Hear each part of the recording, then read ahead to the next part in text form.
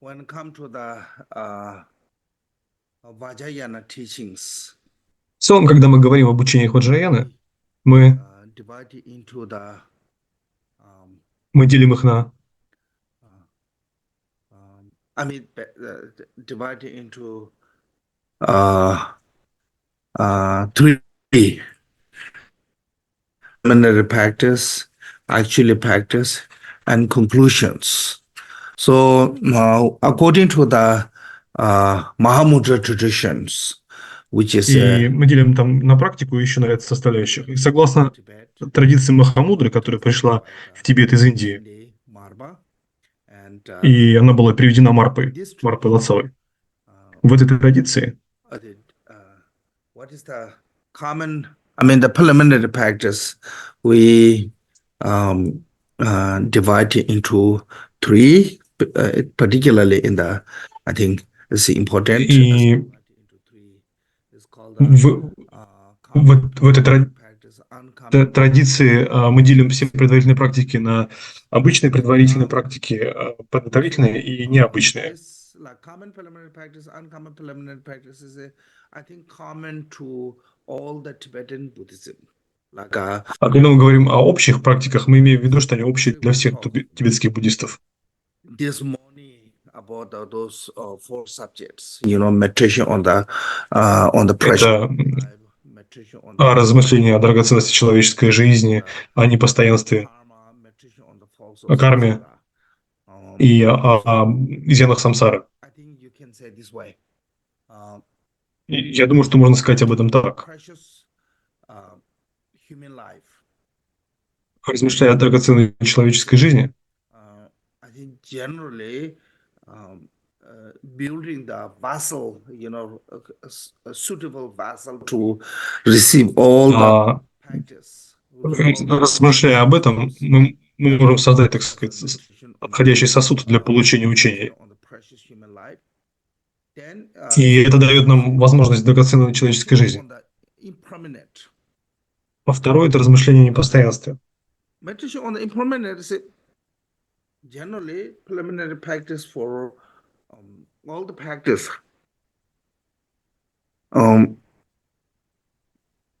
Buddhism. Sorry.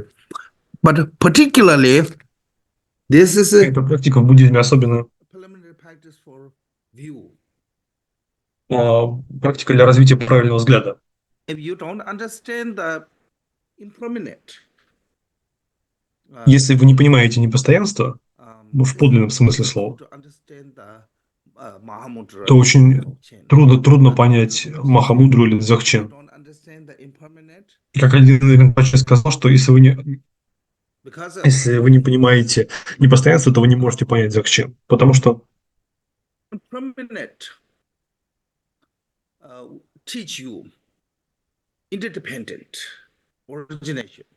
непостоянство учит вас тому, что все феномены возникают взаимозависимо. You get closer to the emptiness. Make sense? So it's like Подобно тому, как если вы посмотрите на любой объект издалека, you view that any kind of object is you view as a singular. То вам все объекты сольются воедино, да? То есть вы издалека на них посмотрите, и они будут казаться одинаковыми, едиными, да?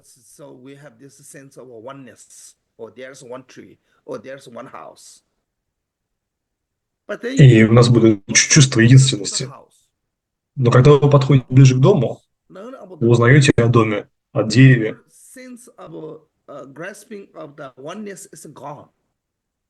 И вы видите, что это единство, оно распадается, когда вы приближаетесь к этим объектам. Вы начинаете видеть очень много вещей. Вы начинаете видеть двери, окна, комнаты. И вы теряете это чувство единства. Потому что объектов много на самом деле.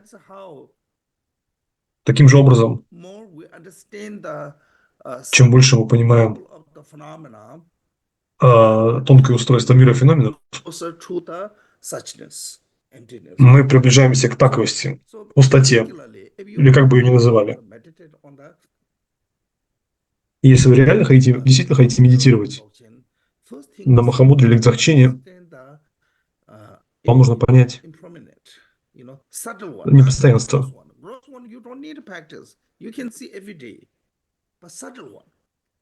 Вам нужно понимать тонкие вещи, тонкие различия, непостоянства.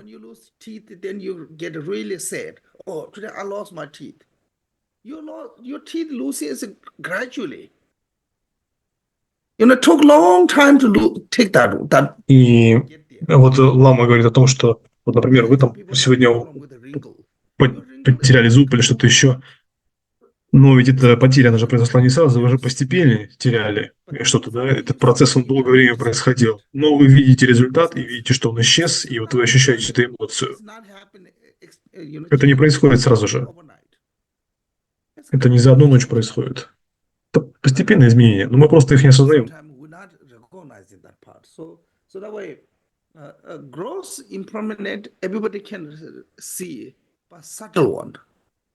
И вот Лама говорит о том, что важно различать крупное непостоянство и мелкое. То есть крупное – это когда, например, вот что-то с нами происходит, и мы видим изменения. А мелкое – это когда вот это изменение происходит постепенно на протяжении долгого времени. И, например, даже если вы куда-то приедете в другое место еще раз, то вы поймете, что вы уже другой, и это место другое, и люди там немножко другие. Но это надо понять. И если вы это понимаете, вот эту тонкую разницу в переменах, то тогда вам не нужно много медитировать на пустоте. То есть вам это легко дастся. И медитация на непостоянство, точнее, понимание ее, это важно для понимания Махамудры. Дальше идет речь о карме. Карма связана с моралью. И если вы не понимаете карму, у вас нет морали, и это значит, что без моральности, без нравственности у вас не будет фундамента, на который лягут просветленные качества. Нагарджуна говорил, что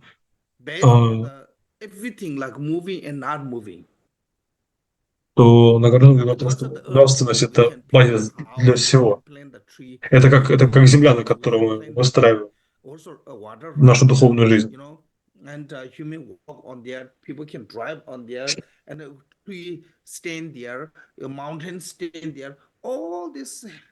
И вот там говорит, примером, что благодаря существованию Земли все, так сказать, строятся на ней горы, и леса и так далее. Так что если вы не понимаете карму, то сложно сказать, что вы следуете нравственности.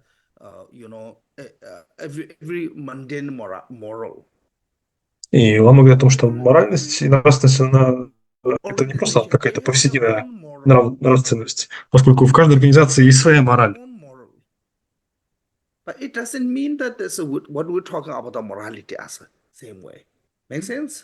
И поэтому часто мы можем говорить о нравственности в разных смыслах этого слова. И даже у преступников есть какая-то своя этика. Но здесь мы говорим о нравственности как об избегании негативных деяний и то, чтобы делать позитивные вещи.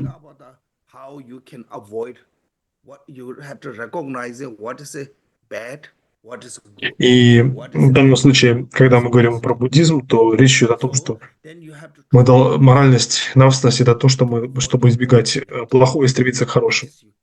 Да, мы должны избегать негатива, плохое как можно чаще. Конечно, мы нельзя стать Буддой за одну ночь, но мы должны постепенно двигаться к этому. Постепенно.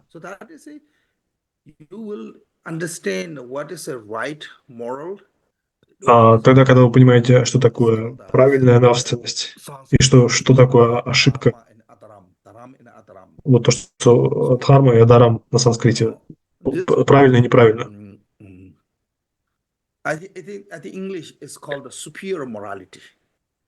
И вот в английском это называется превосходной моралью, да? То есть высшей моралью.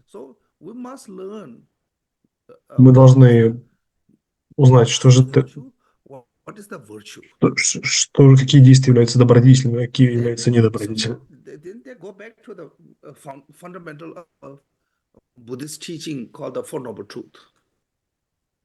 И потом мы идем к фундаменту буддизма, к 4 благородным истинам. Природа страданий, истина страдания и истина причины страданий. Вот причина заключается как раз в том, что мы совершаем негативные дела, которые накапливают нам карму, которая заставляет нас страдать.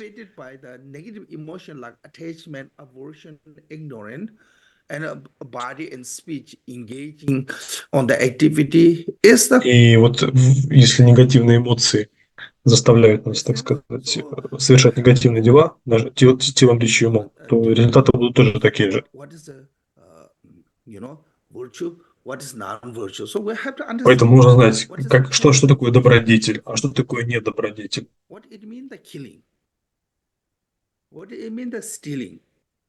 И мы должны понимать, что такое убийство, кража, неприемлемое сексуальное поведение. Мы должны понимать это.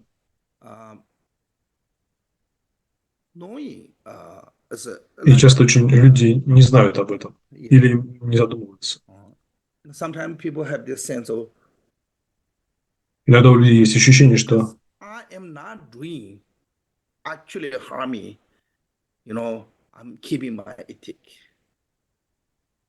и вот людям кажется, что у них есть какая-то своя собственная этика, которую они хранят.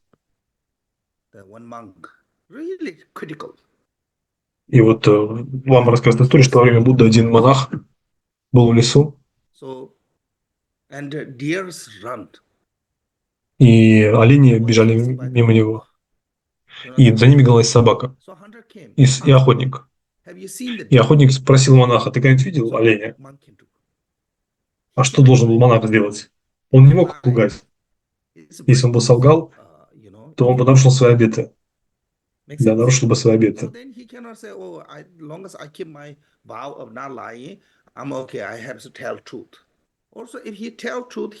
Но, с другой стороны, если он скажет правду,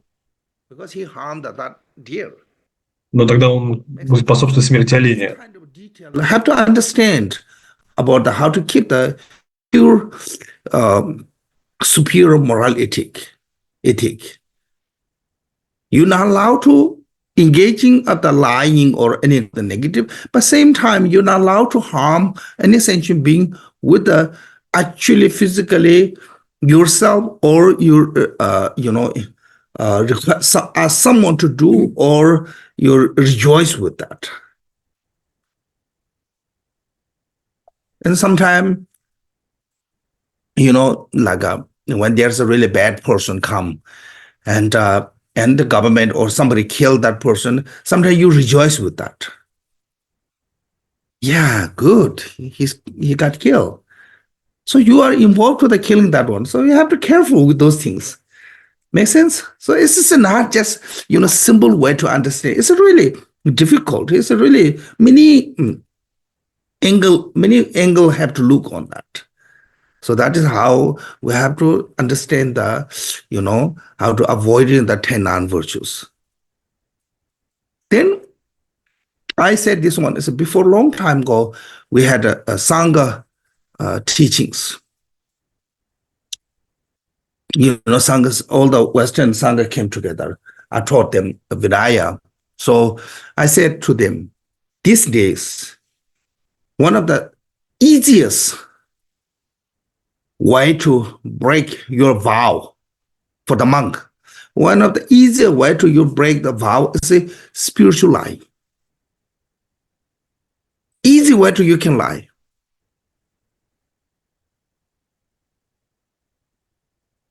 Like you don't have to say anything for the spiritual lie. Like when comes somebody said, "Oh, you are true Buddha," and you smile, "Thank you." It means saying, "Yes, I am."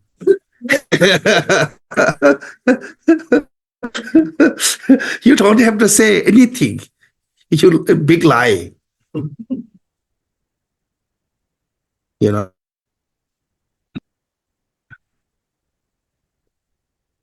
Buddha's time, some monks are really, there's a bunch of monks. They are the troublemaker group of 6. So they always find a way to break the rule without breaking. I mean, the without the breaking mean that Buddha already not yet make the rules. Like Buddha said one time, Прошу прощения, you're not allowed to lie and say I'm arhat. я вернулся. So those monks really smart. One day they went and said, "Oh, you know, yesterday, such and such king invited only arhat for the lunch. I was there too." So basically said, "I'm arhat," you know, but not saying. So I think in the West, easiest way to break your vow was spiritual lying. Without, then people love to putting their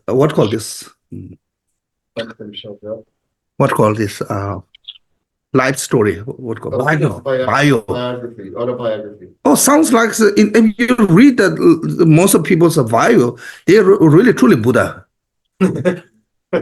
But when you read, you meet with them, there's a totally different person on the bio. What say, you know? So that is a spiritual lying. Yeah, when it comes to the actually monastic, Вот Лама говорит о том, что очень важно быть честным с собой, не допустить себе каких-то духовных достижений. So Да. things like that, you have to be a subtle way to understand. Поэтому нужно очень тонко понимать мораль, That is how быть способным на это. the meditation on the karma. Otherwise, he got sick, his karma. She got happy, her karma. That's easy to anyone can say that way. Meditation on the karma means that you have a responsibility of the knowing about what kind of a behavior, what kind of a thought, what kind of a, Но в конечном счете понимание дхармы означает то, что what kind of a behavior, what kind of thought, what kind of action become positive. You have to know. нужно понимать, что какие ваши действия становятся позитивными, а какие негативными. Remembering this is cannot do, this is can do. И вы должны быть осознанными, помнить о том, что можно делать, а чего нет. Have to go to detail. Then you can have a really pure ethic. В таком случае у вас будет действительно чистая нравственность, чистая этика. You know, morality is really important for the all the practice. I'm not talking about the morality. It doesn't mean to become a monk or not. I'm not talking about that way. Лама не говорит о том, что нужно сразу становиться монахом. Like Khenpo Rinpoche said, one of the most purest ethic holder in Tibet, maybe the Milarepa. И один из лам говорил о том, что, наверное, самым известным человеком с чистой моралью в Тибете был Миларепа, который, в общем-то, не был монахом. И Лама говорит, что для того, чтобы быть нравственным, не обязательно быть монахом. Дальше идет размышление о изъянах самсары. If we cannot meditate on the faults of samsara, loving kindness, compassion will never come to you. Especially compassion. Если вы не размышляете недостатка самсары, то вы никогда не сможете обрести сострадание. I can like this. Normally, when we Обычно, meditate on compassion toward the когда мы говорим, что медитировать на сострадание, мы должны медитировать на сострадание каждому живому существу. Без исключения, каждому. Every teaching said when you meditate on compassion, every sentient being without the exception. То есть нужно медитировать на сострадание ко всем живым существам без абсолютного исключения, без всякого исключения. Ask you to meditate the compassion toward to the someone, say, like doing wonderful their life, live great life. those like a like a movie actor or someone have a great life. If someone asks you to meditate on the compassion, you will say, huh? Why I have to И вот meditate? Лама говорит о том, что, He's living much better than me. допустим, если вы будете медитировать в сострадании, вы должны даже медитировать в сострадании к тем людям, которые, как вам кажется, живут лучше, чем вы. We will say that way. Reason is we don't understand that what is compassion mean. Make sense? Поэтому нужно понимать, что такое сострадание. Worse than us. И это мы можем только достичь, размышляя.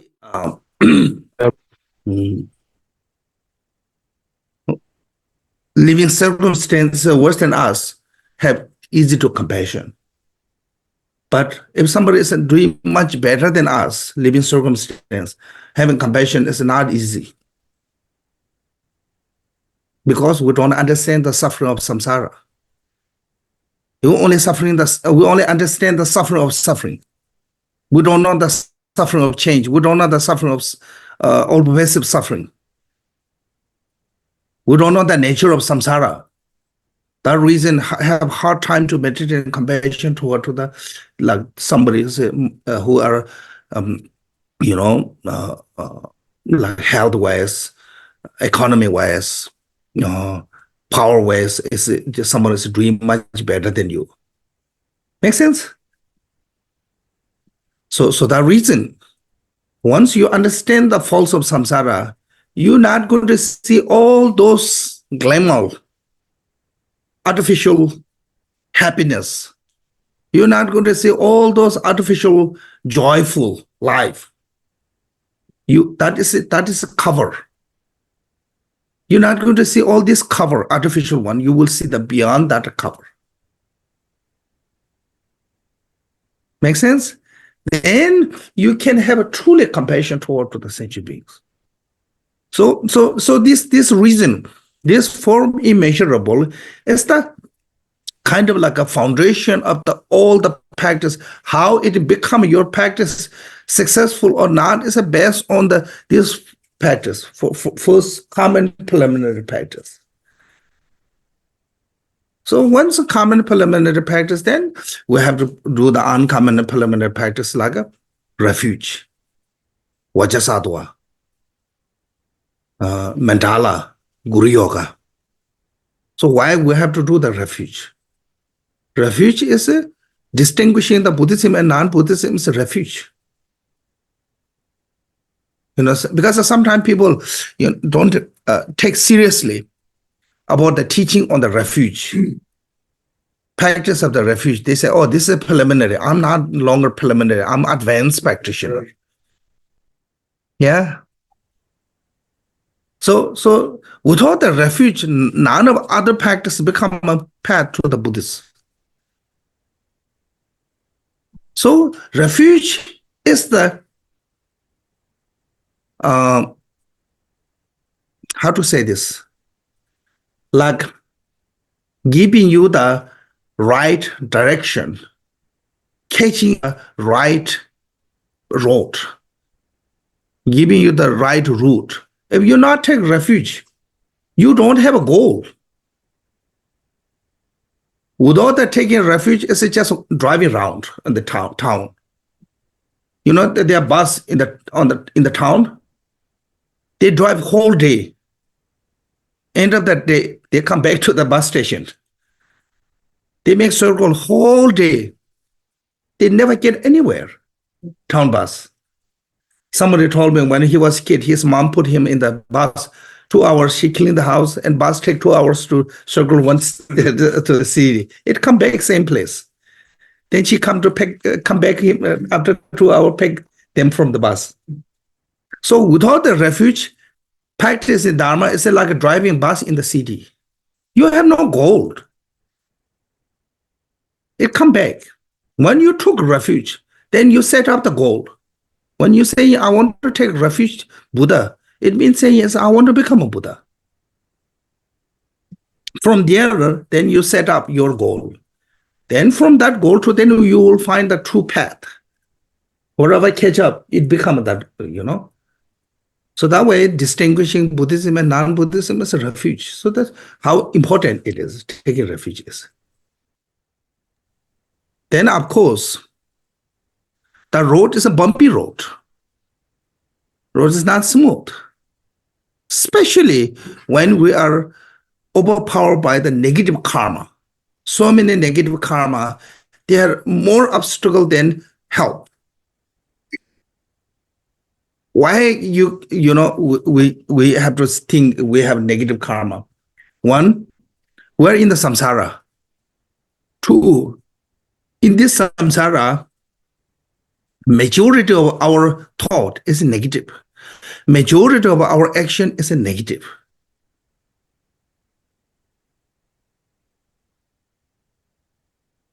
Even sometimes we come to the Dharma event, there are lots of negative thought and negative action.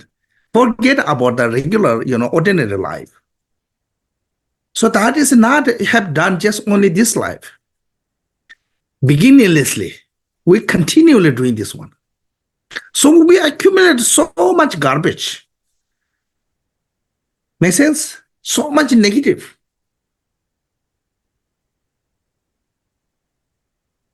And that is did so many times, it become like a normalcy. Normalcy?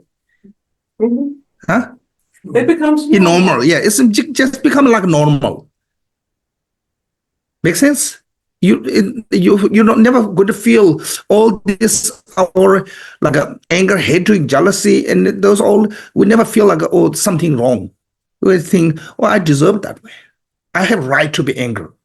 It's become just normal because we have done so many times. So it's an old habit. It's not easy to get rid of it. So we need a strong practice. Yeah, strong practice like Vajrasattva. Why Vajrasattva is strong? Because of Vajrasattva is the embodiment of all the five Buddha. All the five Buddha mean the Buddha's body, speech, mind, quality, activities of all the enlightenments. They are compounded. It becomes manifest Vajrasattva. So Vajrasattva is the embodiment of all the enlightened body, speech, mind, quality, activities. So that reason Vajrasattva is really powerful. One.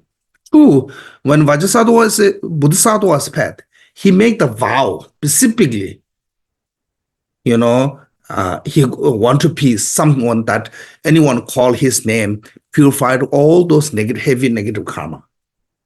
So because those reason, the Vajrasattva is one of the greatest way of purifying those heavy, long-term negative karma. So that way we do the Vajrasattva practice.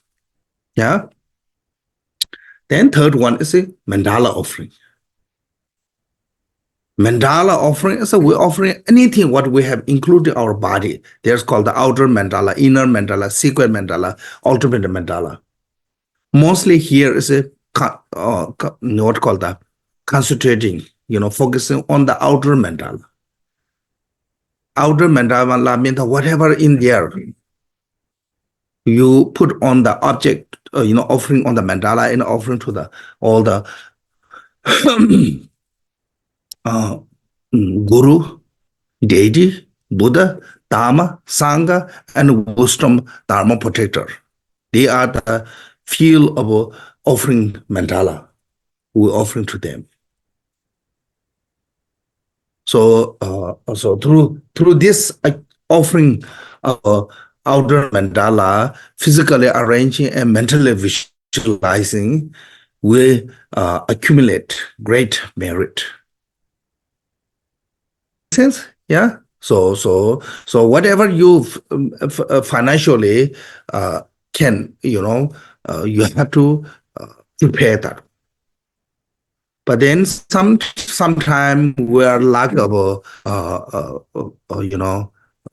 materials. We don't have enough. Then that time you visualize as a greatest. Then think as all the sun and moon are the lamb.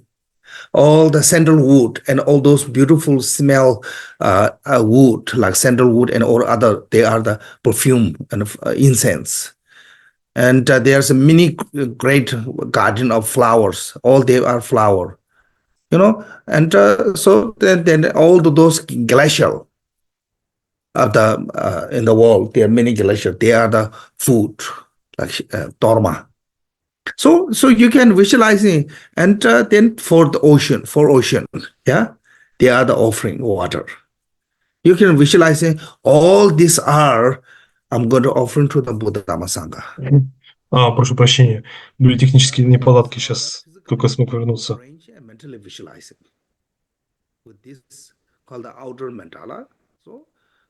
И вот Лама говорит о том, что нужно делать подношение внешней мандалы и визуализировать его.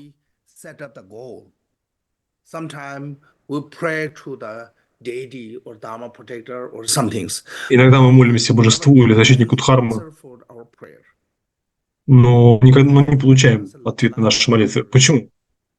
Потому что у нас не хватает заслуг. Один Ринпоче рассказал следующую историю.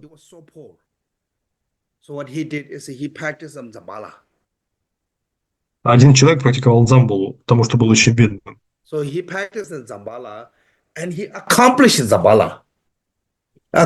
реализовал дзамбалу. Он даже мог говорить с ним как вот с другом своим. Один. Но он был бедный. Но однажды он пришел, когда побирался и просил еду. И Дзамбала говорит, что он дал ему ситхи. Вот. А Дзамбала ему говорит, что тебе вот те капли, которые попали в твой суп, это твои ситхи. То есть немножко жира. Ситхи, который даровал. То есть смысл этой истории в том, что если у вас нет достаточно заслуг, то даже Дзамбала не сможет вам дать то, что вы хотите. Иногда мы очень молимся много, долго, но наши молитвы не откликаются, потому что не хватает заслуги. Молитва – это всего лишь условие. Но мы должны посеять зерно заслуг сначала. Допустим, вы заботитесь о своем саду. Вы хорошую воду, у вас хорошая почва, вы поливаете это все. Но если вы забыли бросить туда семя, то ничего не вырастет в этой земле. Как бы вы не ухаживали за ней. Таким образом, без заслуги все остальное бессмысленно. Просто не сработает. А вот если вы накопите заслугу, неважно, что вы будете делать, это вам будет дано, благодаря наличию заслуги.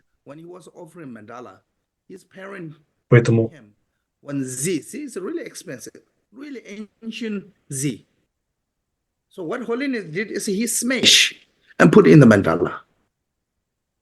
normally people just skip. So they just offering, but not really offering. But he really...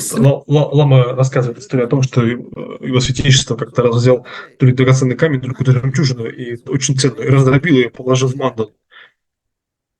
Смысл в том, чтобы делать подношение как бы вот от всего сердца, как бы не экономя на чем, да, а вот полностью. Otherwise, holiness come one of the latest person, High Lama from Tibet. Actually, this is not right to say, but he did much better than lots of High Lama in India. Holiness accomplished much more than many High Lama. И вот Лама говорит о том, что его в короткое время больше осуществляют другие ламы из Индии. Потому что накапываешь,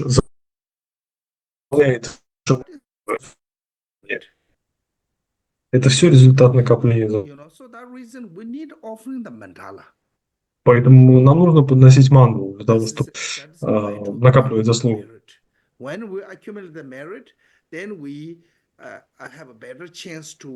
fulfill all our wishes. То есть, когда мы подносим мандалу, купим заслугу, у нас есть больше шанса реализовать наши чаяния. And last one is a Guru Yoga.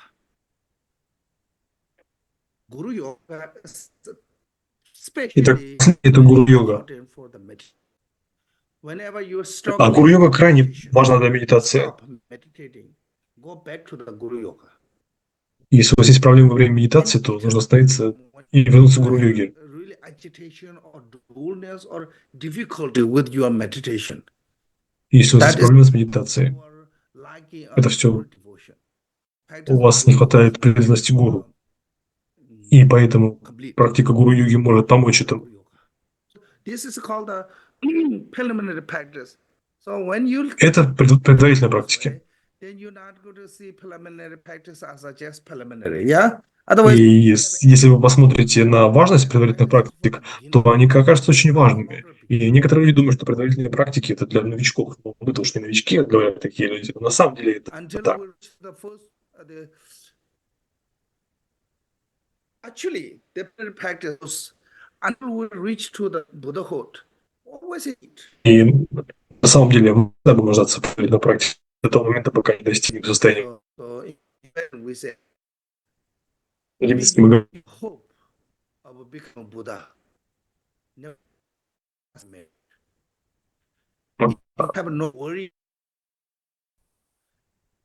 Take engage. в общем, даже если нет надежды продолжать готов, то Understand? Practice is a есть также предварительно first year said.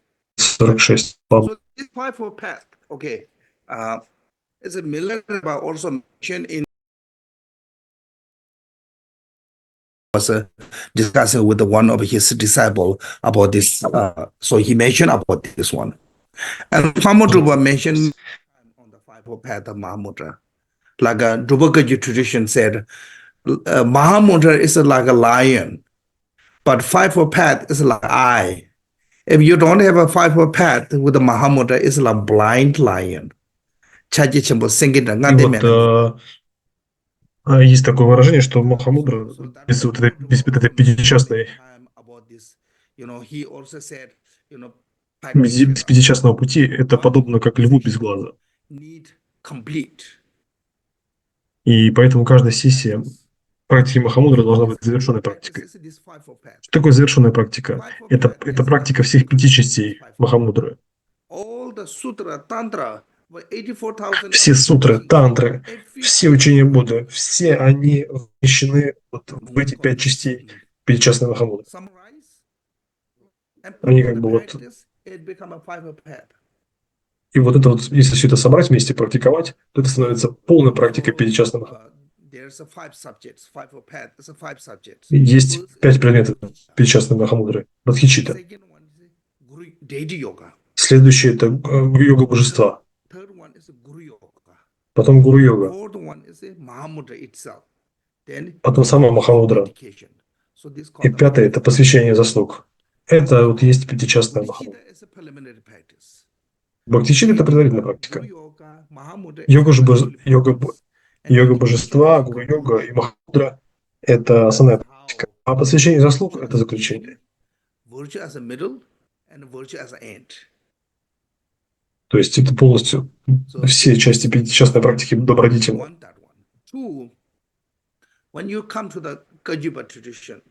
Last time you heard this one, it's a Kagyu is a combined tradition and часто говорят, что традиция Кагью – это традиция монахов Кадампы и традиция хасидхов Махамудры.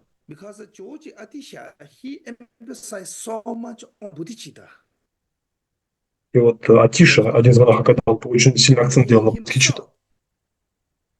Went to Indonesia, far Indonesia, to receive the complete instruction and training and teaching from Buddhism. И он очень много путешествовал, чтобы найти очень важного учителя, который бы дал ему полное учение по бодхичитте, поскольку она была для него крайне важной.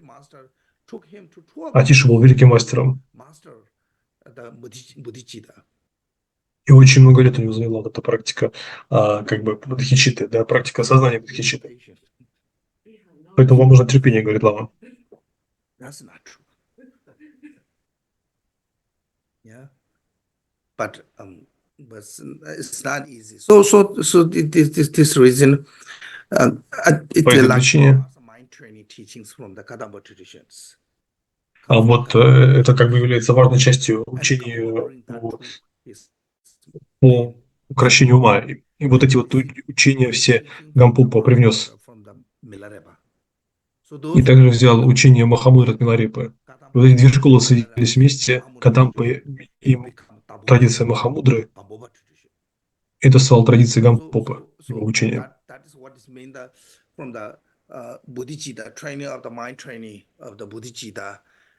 И вот эта тренировка ума бодхичитты из Кадампы и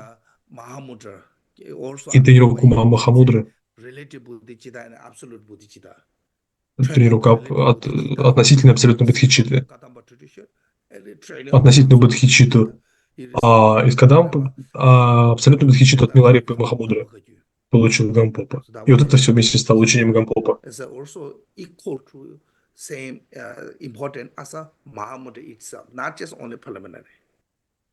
А поэтому бодхичитта она важна как и сама Махамудра, а не просто какая-то там предварительная практика.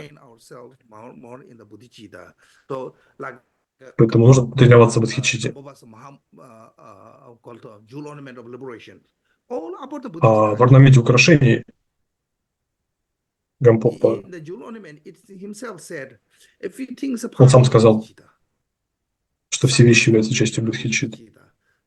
Что некоторые вещи являются основанием бодхичитты, другие условиями бодхичитты, другие причинами бодхичитты, другие это тренировка бодхичитты, а другие результатами бодхичитты. И вот об этом именно великий труд Гампопы украшение освобождения.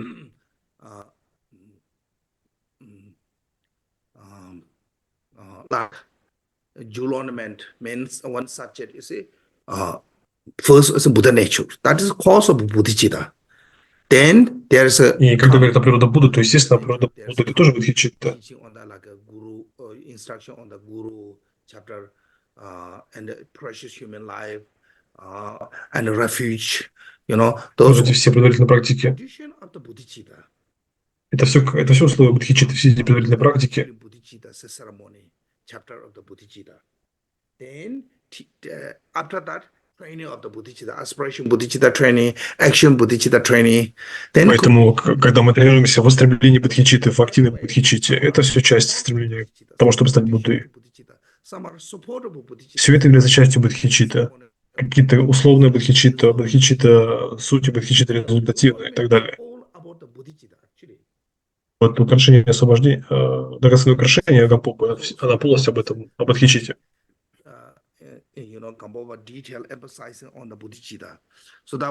Гампопа делал большой акцент на бодхичитте.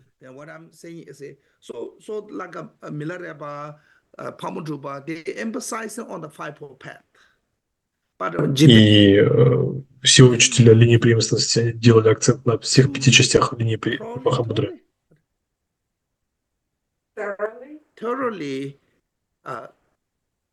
И Джайтан Сунгон полностью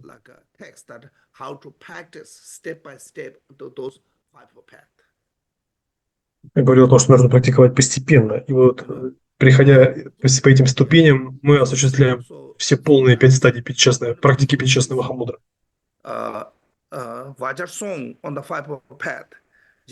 Saying this one. So they said, spiritual preliminary are 3 things. Meditation, медитация о любви, сострадании. If the seated, steed, is it horse? Yeah, running horse. Если сядь семя брошено скачущие лошади, itself in the intent to benefit other at the start of the race, the acceptance and appreciation of the God and man will not arise. Firmly В общем, в данной цитате речь идет о том, что там, если не победить вот, как бы в соревнованиях, в этой скачке, так сказать, кого лучше бодхичитта, то тогда не придет одобрение и Буд. Это стих пятичастного Махамудры.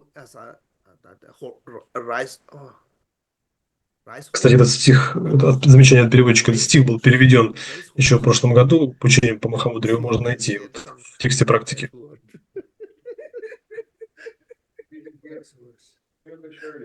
Yeah, thank you. Didn't say it better.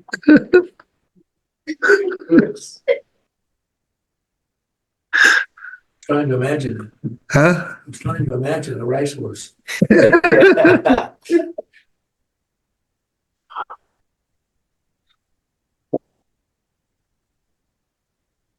So only people, keep the reward, what called the praise, and winning, tag or whatever is it. If the horse is rise on the race and win. Yeah? Ну, то есть Лама говорит о том, что пока мы не победим в этой вот скачке, да, так сказать, я имею в виду, как бы в соревновании с самим собой по возвращению бодхичитты, то молитвы не будут слышаны, не придет одобрение божества Будды. What called those trophy, yeah, it's not going to get. So unless the horse is a В данном случае одобрение Будды, бодхисаттв и богов – это как бы приз вот в этой гонке по возвращению бодхичитты. The meditation on the mind of enlightenment that the benefit of other is symbolizing by the silk ribbon awarded to be winner of the horse race. Whoever is born with a bodhicitta in their mind stream will benefit every sentient being, and homage is the paid. В общем, Лама читает разъяснение к вот этим строкам. Там опять повторяется эта идея об этой скачке и говорится о том, что всякий, у кого есть бодхичитта, то сможет быть полезным всем другим живым существам. This is a Vajar song from the Five Path, Mahamudra, first one. So, bodhicitta is the main practice of a preliminary practice. But bodhicitta is also not going to come without the cause and condition. И бодхичитта не зародится без различных условий. All the phenomena are result of the cause. И Будда говорил о том, что все явления обусловлены, у них есть причина. То есть они все появляются благодаря чему-то. Причина обусловлена. Есть два вида состояния ума. Это с негативными эмоциями, позитивным там состраданием, доброта.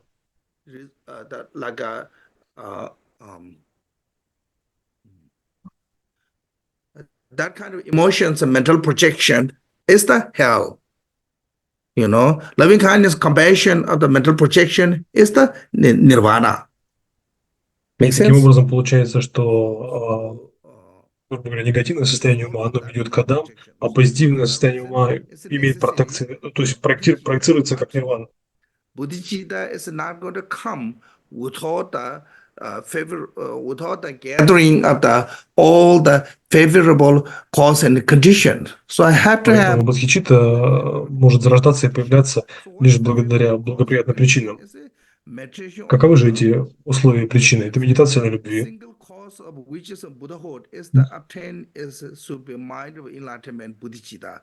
For this purpose, one generate them measureless compassion, love. И так причина – это безмерная любовь ко всем живым существам, и благодаря ей зарождается бодхичитта. So for the bodhicitta must need compassion and love. То есть для бодхичитты нужно сострадание и любовь. So first is we have to recognize it as a what does love mean? You know, it's Что означает любовь? said this many times. Like we always said, I love chicken, I love beef. И мы постоянно говорим, что мы любим то, любим это, That там, да, love любим. cannot use here. If somebody love you that way, you run away because it's dangerous. That way, common, what called the ordinary love is based on that. That way, Но мы never говорим не об обыкновенной любви, а о другой. really. It's hard to keep. Not easy because we never had that true love. И поскольку у нас никогда не было настоящей, подлинной любви, нам трудно ее хранить. Так что же такое подлинная любовь? In the Buddhism, what does love means? So here said, Что же значит любовь в буддизме? is based on the visualizing one's mother in the front of one, having visualizing this, consider the four kindness she has, showing and a basis for the meditation. So, И речь здесь о том, что мы визуализируем других живых существ, как наших матерей, со всех их доброту. some people have a bad relationship with the mother. That's not included here. У некоторых людей есть плохие отношения с матерью. Have a good relationship with their parent. И вот эта вот визуализация матери, ну, существ как матери, это для тех, у кого есть хорошие отношения с родителями, конечно. Like sometimes we lucky enough to receive all the loving kindness, compassion from our parent. That's a good relationship. But some people never receive that. Речь о том, что некоторые люди, так сложилась жизнь, они никогда не получают любви, одобрения своих родителей. That, object to meditate on the loving kindness. Поэтому мы, конечно, не можем, такие люди не могут визуализировать как матерей. There's a four different kind. She give birth one's body. She sustains. Мы испытываем доброту по отношению к матери, потому что она дала нам тело, заботилась о нашей жизни.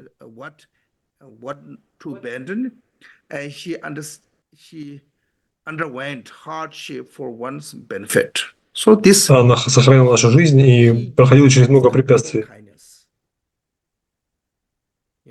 Basically, И поэтому мы испытываем вот эти 4 вида доброты к матери. Да, она нас родила, this body.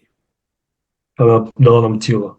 Yes, her maybe some intention is involved with a desire, but after that, once she conceive, and there nothing have to do with that emotion. And Но так или иначе, даже если она дала нам жизнь отчасти благодаря эмоциям, то this baby in the womb, carry on 9 months, you see, все равно она носила в своем чреве, дала нам тело, она испытывала к нам сострадание, любящее сострадание. So this reason, when we look this way, И по этой причине, когда мы смотрим на вещи так, it's like equal to sitting door, middle of the door. Cannot outside the door, inside the door. So out or in, и talking about тип life or death. на тибетском языке мы говорим, что женщина беременная – это подобно как семя, посаженное между, как бы между дверным косяком. То есть непонятно, она снаружи или внутри, она жива или мертва. То есть имеется в виду, что ей тяжело, и потенциально в таком находится очень тяжелом переходном состоянии. То есть мать, вынашивая ребенка в чреве, проходит через множество трудностей. И это все о любви, конечно же. И благодаря этому мы обретаем это тело. И тело само по себе тоже не выросло. Она же кормила, питала нас своим телом. Наше тело росло за счет ее тела. И когда мы думаем об этом, мы понимаем, что она была добра к нам. А после рождения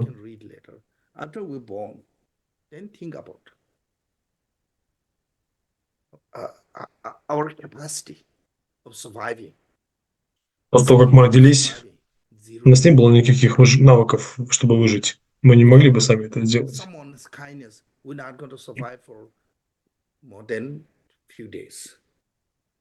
Если бы не доброта матери, мы бы не выжили самостоятельно даже пару дней, да то даже и меньше. У нас бы не было шансов выжить.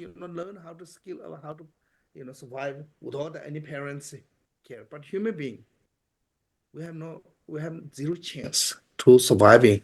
Как уж сложилась жизнь, то в отличие от некоторых животных, у нас нет шансов выжить самому без забот родителей. We have to remember after, she gave a birth one's body and she sustains one's life.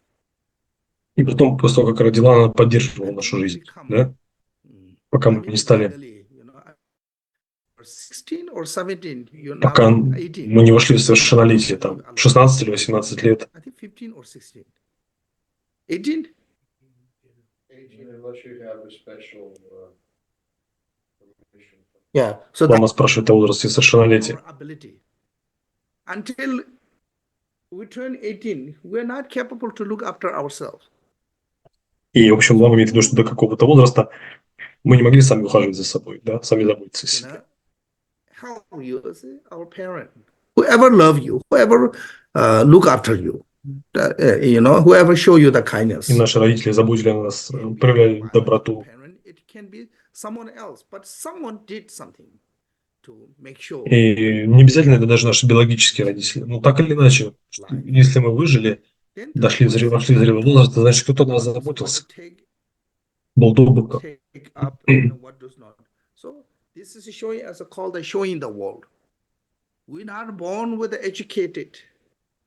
И они дали нам, дальше вот идет строка о том, что нам не дали какое-то образование, чему-то нас научили. Мы же родились, мы не умели говорить. Мы даже не могли сказать, я хочу поесть. Мы ничего не понимали. Только вот дети, когда рождаются, они плачут. Поэтому родители, мать, она научила нас, как она сказать то, это, научила нас говорить. Я хочу поесть, поспать, то, это.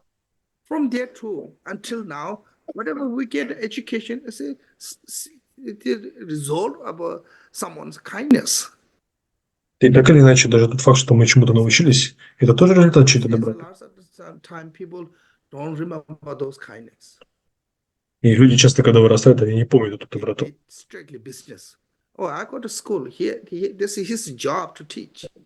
Они говорили, ну вот мы там в школу ходили, нас научили, это там их работа была.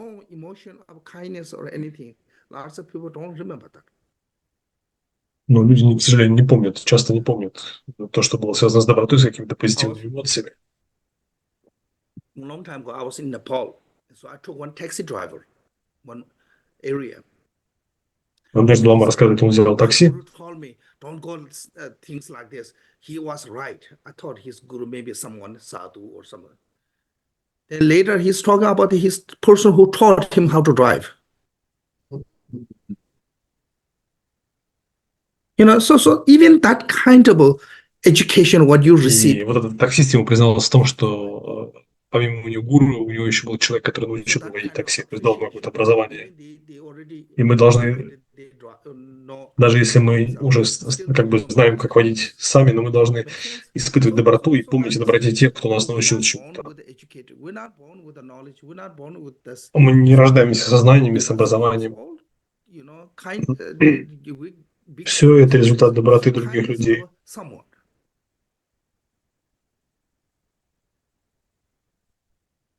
So that way, every year when it comes Thanksgiving, I always say thanks to my guru. Really. And sometimes I say, sometimes not say, but I mean, every day I think about that, but particularly Thanksgiving. For me, I think that without their effort, without their kindness, without their, knowledge. Очень вам говорит о том, что нужно постоянно памятовать не только о доброте гуру, но и о доброте своих родителей, других людей, без которых мы бы не смогли обрести даже какие-то обычные вещи. Каждый, кто вас чему-то научил. Даже Далай-Лама говорил, что первым учителем была его мама. И она научила его безусловной любви. Поскольку мать может безусловно любить. У нее есть такая способность по умолчанию.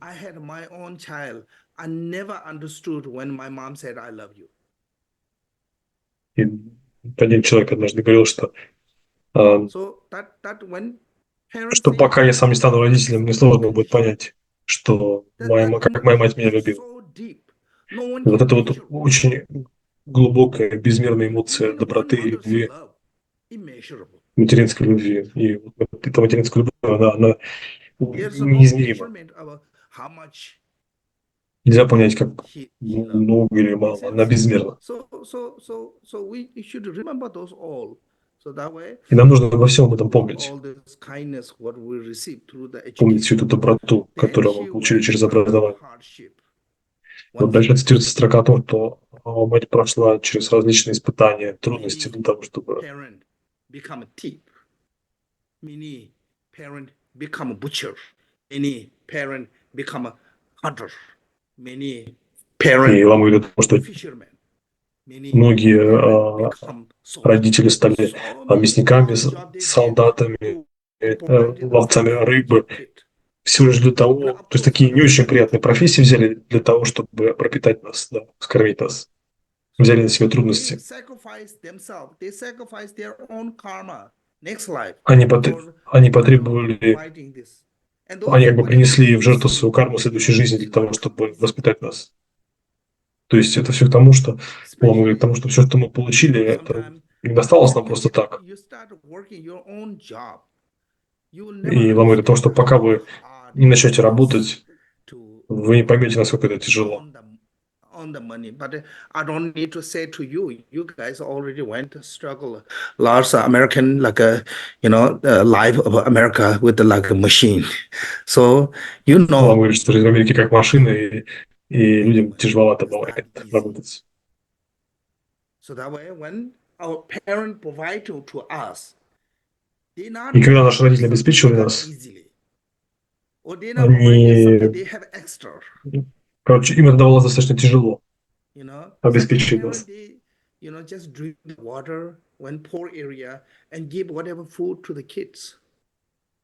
Иногда родители в бедных местностях, в Тибете там или в Индии, они пили воду и остались голодными и кормили своих детей. У них не было достаточно еды, но детям они отдавали последнее. Первое, что они пытались сделать, это накормить детей.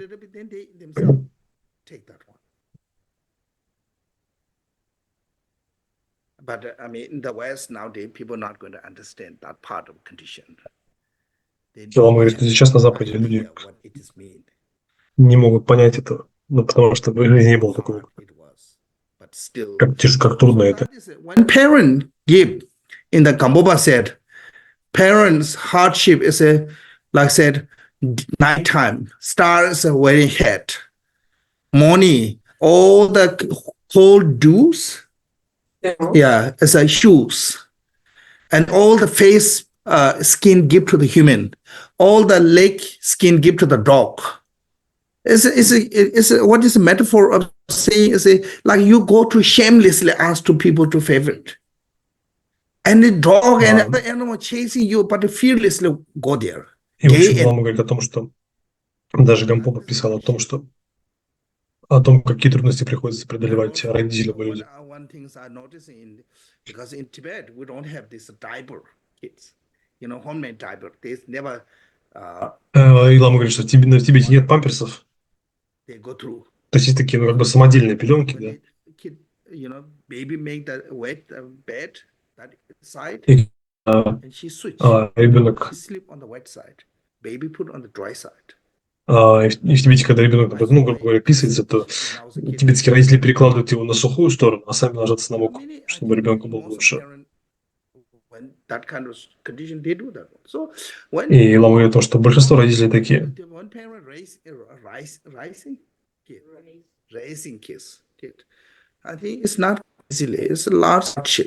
И поэтому взрастить ребенка это сложно. Приходится пройти через много трудностей. И Лама говорит, что хотя у него нет собственного опыта, но много размышлял о том, как другие это делают. И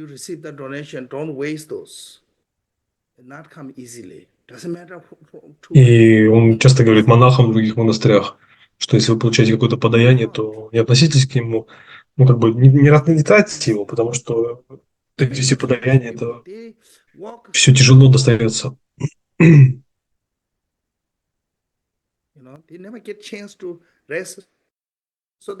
даже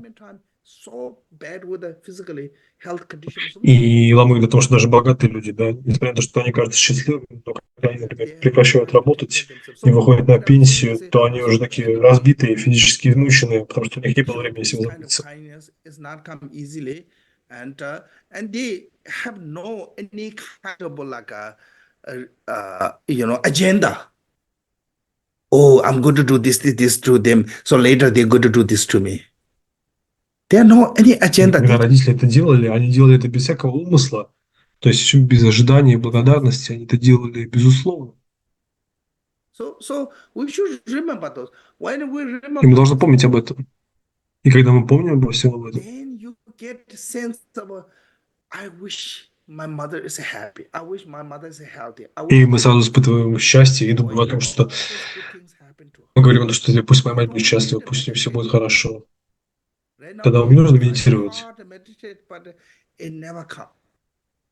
И если мы будем просто тяжело умысленно медитировать о доброте, то у нас ничего не получится. Но если мы вспомним о доброте родителей, то у нас получится как бы медитировать естественным образом. Поэтому что же такое любовь, в конце концов? Любовь – это не про то, что мне нравится кто-то или не нравится.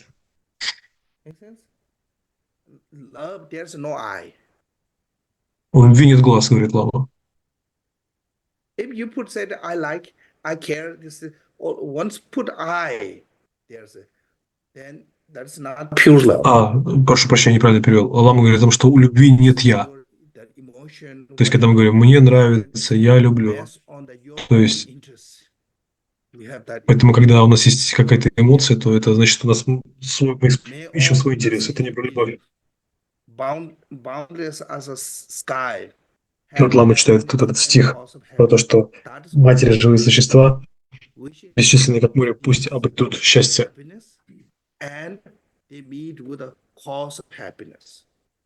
Чтобы все живые существа обрели счастье и причиной счастья. Вот это вот чистая любовь, в которой нет я, нет моего. И вам нужно упражняться в этом, хотя бы на одном человеке сначала. Например, начните с того, кто добр к вам. Не надо просто сразу медитировать по отношению к всем живым существам, уже, братья, потому что это сложно.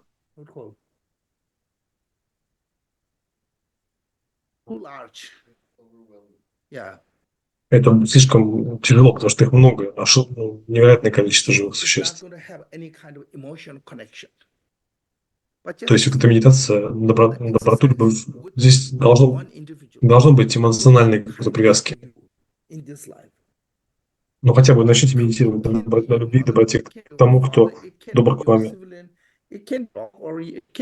Это может быть кто угодно. Любое живое существо, даже ваш там, если даже собака или кошка.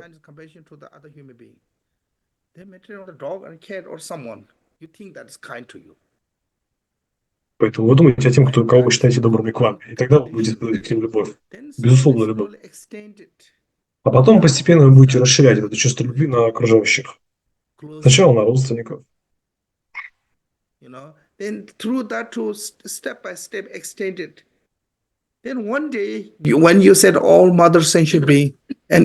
вы однажды скажете «все матери живые существа», то эта фраза постепенно, благодаря вашей практике, обретет подлинный смысл, а не просто будет слова. Начните с одного человека.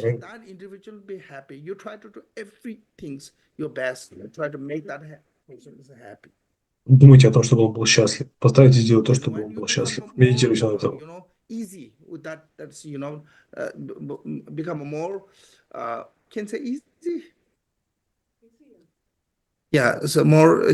Then you try to extend it that one. А потом, когда вы почувствуете эту доброту, пожелание счастья, расширьте ее на других людей. И потом уже мы сможем испытывать любящую доброту ко всем живым существам. И даже ваших врагов. Но,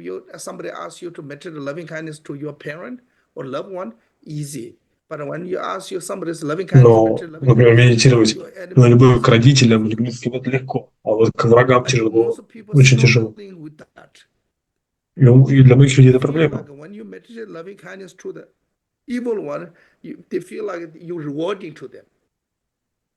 И вам кажется, что если вы медитируете на любовь к вашим врагам, то вы как бы награждаете их чем-то.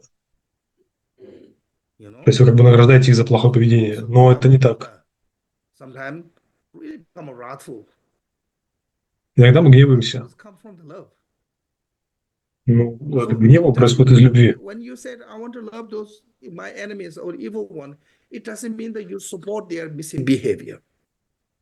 Если вы говорите, что я хочу любить своих врагов, это не значит, что вы поддерживаете их плохое поведение. Будда говорил,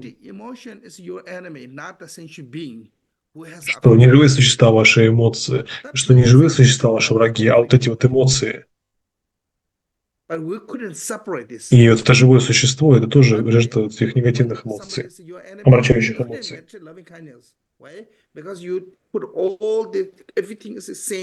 The person, that person's emotion, the person's behavior, everything's just one. So Buddha said he's separate. Like if I have anger, when Buddha see me, Buddha have Нужно отделять эмоцию от человека. victim of my own anger. И вот человек, который испытывает гнев, он ведь является рабом своих эмоций. Он сам несчастен из-за своих эмоций. Он несчастен из-за своих эмоций. Но он раб, он этой эмоции, он не может с ней ничего сделать. Никто не радуется, когда он злится. Вы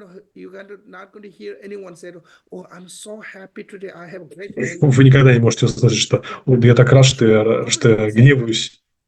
Никто так не говорит. Не все сожалеют об этом чувстве, о гневе.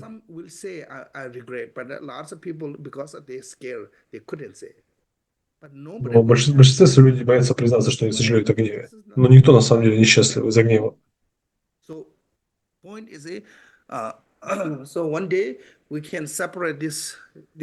И однажды мы сможем отделить. Мы сможем медитировать на любящую доброту ко всем живым существам.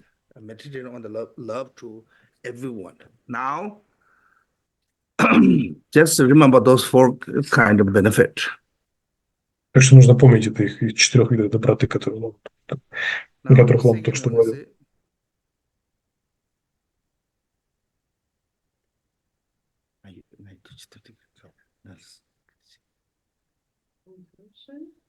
Yeah.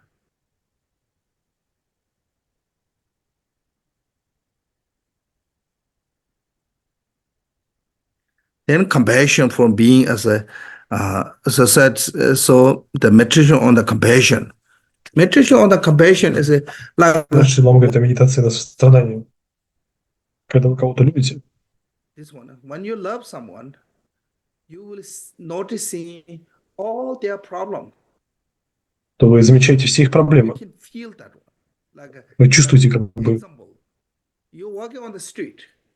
вы идете по улице, да? On the street, one side. С одной стороны улицы идут те, кто вам близок. Something going on, suffering, great suffering. And other side, the stranger ones are suffering. На одной стороне улицы страдают ваши близкие, а с другой стороны страдают люди незнакомые. Но смысл в том, что когда вы видите своих любимых, которые страдают, вы испытываете совершенно другие эмоции, нежели когда вы видите страдающих незнакомых людей.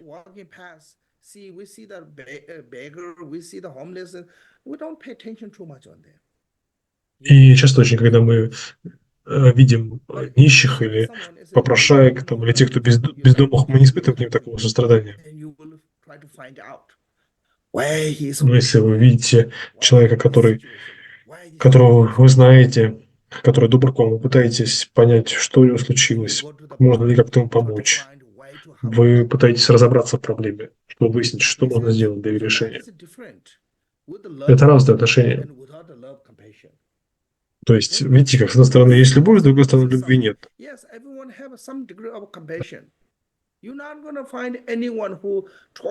И Лама говорит, что у всех есть сострадание, вы в какой-то степени, в каких-то обстоятельствах, до разной степени. Но как люди реагируют, как они ведут себя, совершенно по-разному все бывает. В отношении своих любимых и близких, в отношении знакомцев. Но если вы любите каждое живое существо, будете видеть каждую их проблему. А теперь представьте, представьте, что ваша мать или возлюбленный и близкий находится в аду. Что вы будете делать? Вы будете наслаждаться, вы будете просто поедете в отпуск и не будете обращать на это внимания. Вы даже есть не будете переживать. Вы все сделаете для того, чтобы освободить их из ада.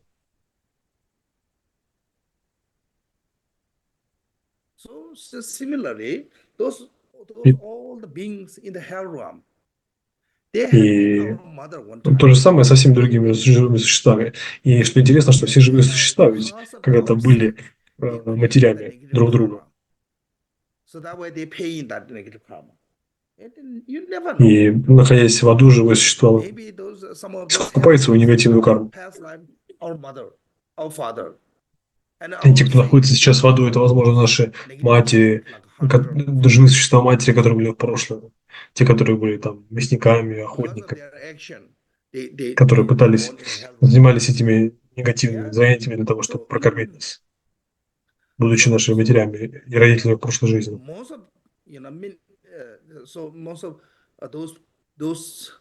Beings who in the lower realm, like hell realm, hunger ghosts, animal, they did those negative karma not just only for their own sake. Lots of times, Вот эти живые существа часто создавали негативную карму не только ради себя, но и ради близких, ради других людей. you can see on the news many times mothers stealing things from the shop. Часто вот в магазинах можно видеть, что матери часто крадут что-то из магазина, да? When they meet with a good police and they help them, but sometimes they get punishment. Иногда полиция помогает им, относится с пониманием, но иногда заключает их в тюрьму, и они наказаны. Поэтому вот мать сделает все, что угодно, нарушит закон для того, чтобы спасти ребенка, ради ребенка.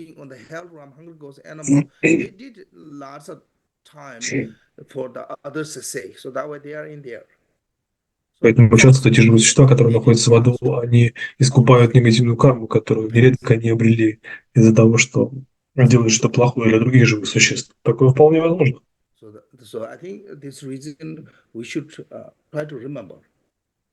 И по этой причине нам нужно помнить об этом. Помнить о тех, кто к нам был добр.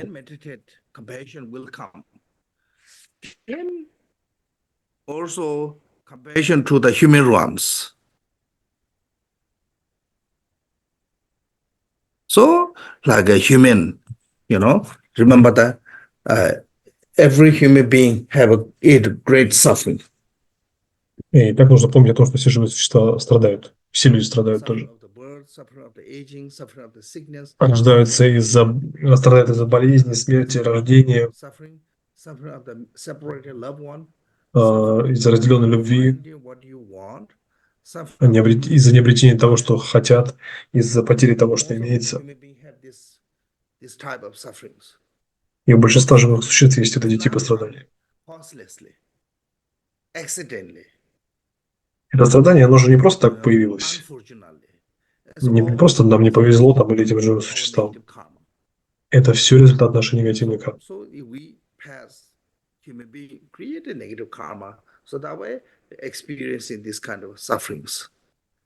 И поэтому мы испытываем вот эти неприятности из-за негативной кармы. Так тоже получается, если кто-то из ваших возлюбленных страдает, вы будете расслабитесь, успокоитесь. Однажды один старик пришел на Тишу, увидите Тишу. Он спросил Тишу, что такое любящая доброта? И Атиша сказал, любящая сострадает, сострадание. А Тише сказал, person have a knee problem. So he's а у этого человека были проблемы с коленом. what called cane, У него была такая limping.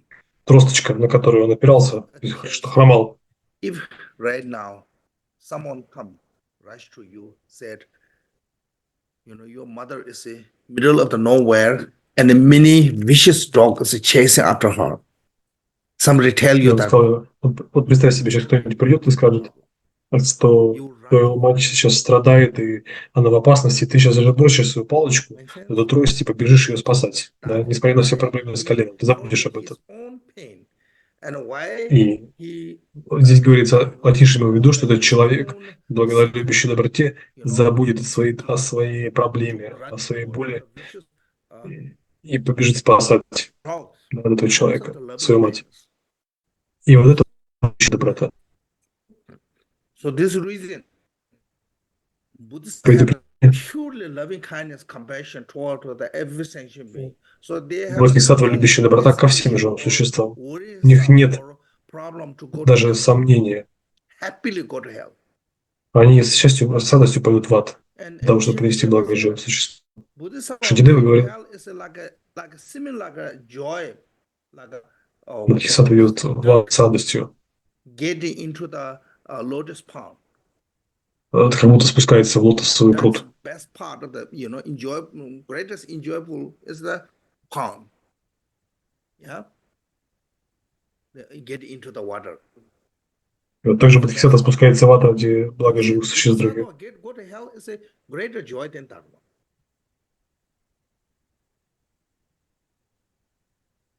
If true Bodhisattva, if send you to the vacation to the Hawaii, you're not going to happy. And said that Bodhisattva, you need to go to hell to help. It becomes so happy. Да, то есть Бодхисаттвы рады, очень испытывают огромную невероятную радость от принесения блага живым существам, даже если им приходится идти ради этого на большое страдание. If you have a truly loving kindness, compassion, И вот это все возможно, если у вас есть настоящее, подлинное, любящее сострадание, любящая доброта. Bodhicitta is a seed. Бодхичитта – это семя, No это doubt. семя состояния Будды. But the seed, without the condition, cannot grow. So need a soil. Но без этого семени не будет, не растет природа Будды. So Bodhicitta have to meet with Это loving сущностная вещь. soil like a loving kindness, moisture like a compassion. То есть доброта, любящая, это как почва. И вот если приложить к бодхичитте вот эту любящую доброту и сострадание, тогда оно вырастет. So that reason, these two, particularly from the four immeasurable, love, joy, equanimity, these two are most important. When you have Эти две части, они самые важные. you'll get joy easily. Поэтому если у вас эти две есть, то вы легко придете радость. If you really care, whenever you see them succeeding, you get a great joy. Like И вот если видите других живых существ, когда они преуспевают, то вы видите, испытываете огромную радость. И даже вот, например, мать, если она видит, что ребенок преуспевает, она испытывает больше радость, чем он сам. Потому что это настоящая любовь. If you don't love them, when somebody becomes successful, what happened? Ну, так часто и бывает, что Yeah, jealous. вы завидуете тем, кто успешнее вас, или кто достигает успеха. That is different. Makes sense? Но это другое. So, then suffer. How to meditate on the sentient being in the God realm, because they are much better than us. Как же тогда медитировать на других живых существ, которые счастливы, которые лучше, чем мы? See the edge of the cliff. If you're not careful, anybody can fall down. So it's really easy to fall down. When you fall from the God realm, easy to go to the low realm. Because Лама говорит, что merit, как сострадать тем, кто находится в высших сферах рождения, там, богам, да? Но сострадать надо потому, что хотя бы vacation, you become после easy того, to как они истощат свою позитивную карму, будучи в этих высших мирах, они сразу же попадут в низшую. И это So same way. When they enjoy то, что их огорчает, и то, с помощью чего можно так сказать, им создать. Они сразу идут в самые низшие миры сансары. asset is no longer there.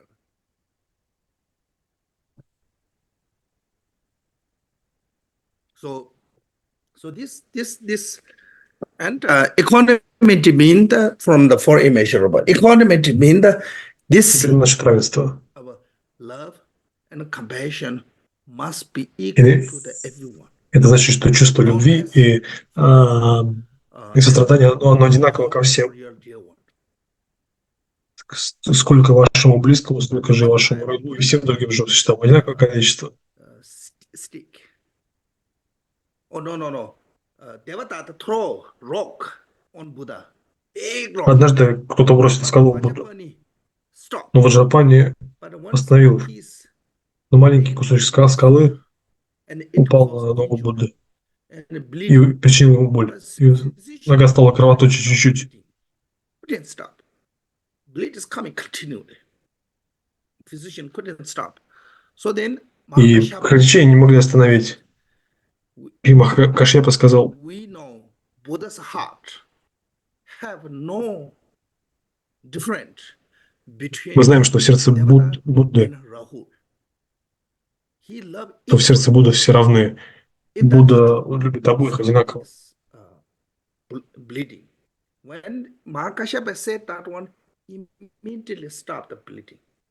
И после того, как Махакашьяпа сказал это, то кровотечение сразу остановилось. Like, it is Mahakashyapa basically said, if this is true, if this is true, that Buddhas have a loving kindness equal to the Devatat and Rahul, then stop this bleeding. Mahakashyapa И Махакашьяпа сказал, что если правда то, что Будда одинаково любит всех, то путь кровотечения приостановится. И кровотечение приостановилось именно по той причине, что ты была права. Buddha have a loving kindness toward to the every sentient beings. И это как бы свидетельство того, что Будда какой имел любое сострадание ко всем живым существам в равной степени. You can say that way, but Mahakashyapa is just kind of like testing. Yeah. Basically testing Buddha's love is it true, then it becomes this way. In the Tibetan word called the Tembatarwa. I don't know what is English. Marve Tembatar.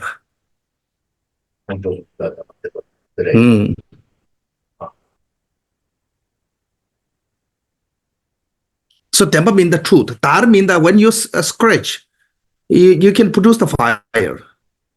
Timarbe. Yeah. Ну вот Лама пытается сейчас выяснить, как там тибетское слово трение на английский переводится.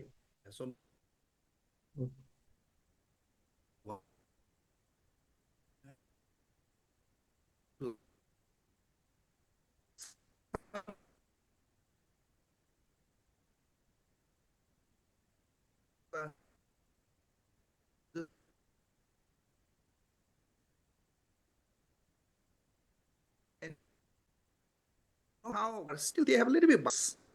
Even those great high lama, they still have a little bit bias. И вот Лама говорит о том, что даже некоторые высокие ламы, они иногда предвзято бывают. Involve the truth. Involve out. Yeah. That's a translation of that phrase. Yeah. Was it in Tibetan again? Dembata. Thank you. Thank you, Kilo. College boy. He finished college. I'm not, so his English much better than me, of course. I have even no high school degree. I tried to take exam, I failed. Huh? Там много рассказывают какие-то факты с личной биографии. So there's no difference. О других Кхенпо, там, о том, как он обучался. So sad.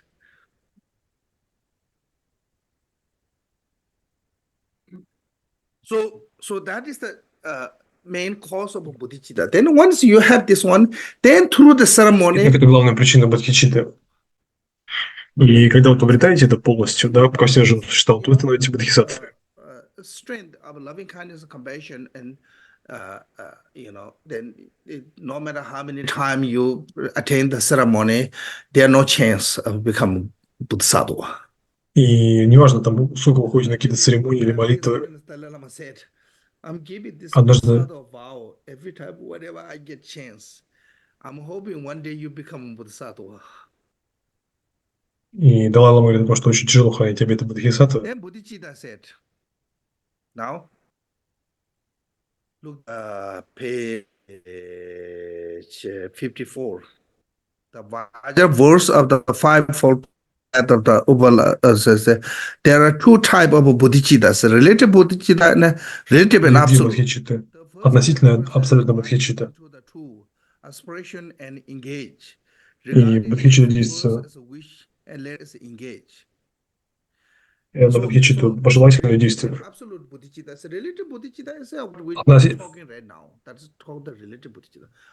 что мы сейчас делаем, это относительно бодхичитта. А абсолютно это медитация Махамудра. А относительно бодхичитты делятся на две части. На бодхичитту действия и на бодхичитту устремления. Устремление – это когда мы желаем быть кем-то, то есть когда мы хотим быть Буддой. Это бодхичитта устремления. Мы желаем освоить всех живых существ, это тоже бодхичитта устремления. Но наше желание не осуществится, пока мы не включимся в деятельность, пока мы не начнем практиковать.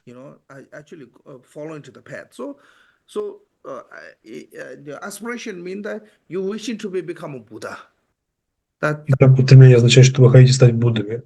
Это бодхичитта устремление. Я хочу стать Буддой.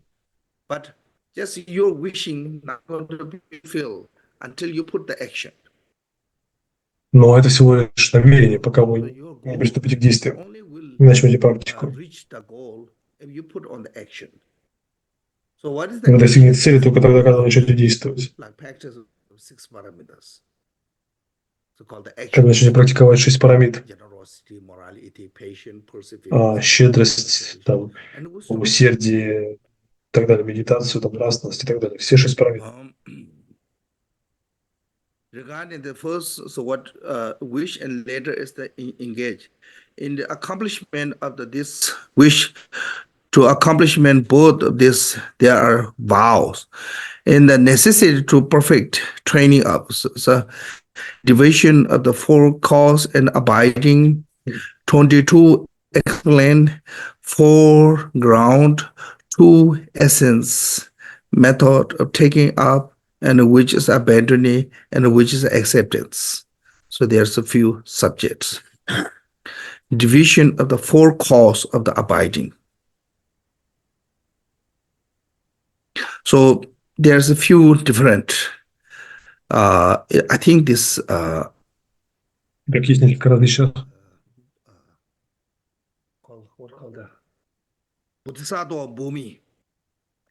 Есть несколько движения на пути к Бодхисаттве, это Бхуми. 4 причины. Excellent working basis, like Mahayana family.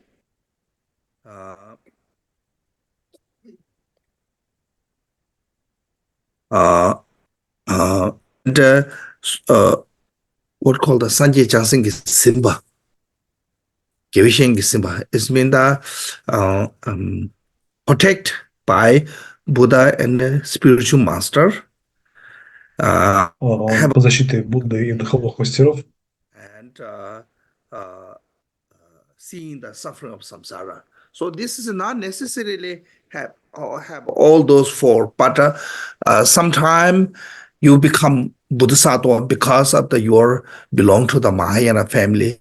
What does the belong to the Mahayana family mean? И есть разные условия, чтобы стать Бодхисаттвой. И вот есть шанс стать Бодхисаттвой благодаря причастности к семейству Махаяна. То есть если вы практиковали, как были частью семьи при перерождении, то вы становитесь Бодхисаттвой.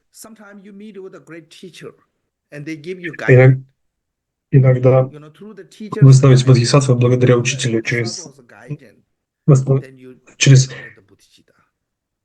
рождаете Бодхичитту и становитесь Бодхисаттвой. Иногда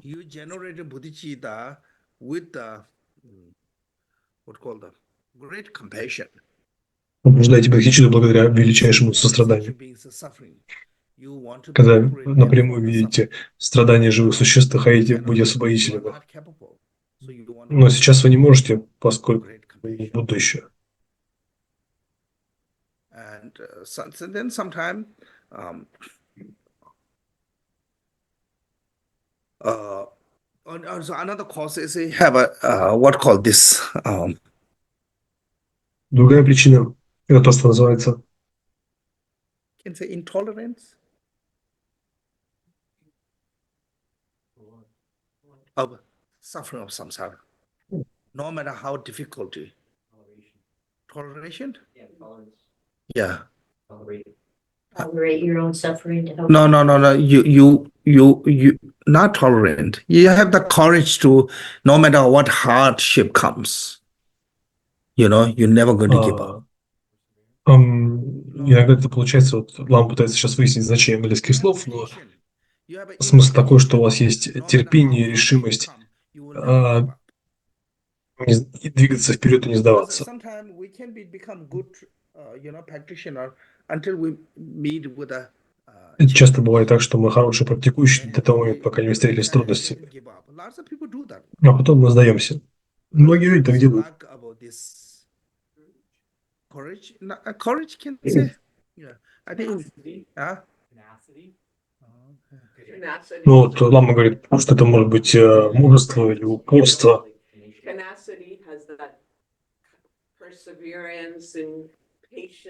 Упорство. Но вот, опять же, Лама пытается сейчас выяснить значение слова у своей американской самки.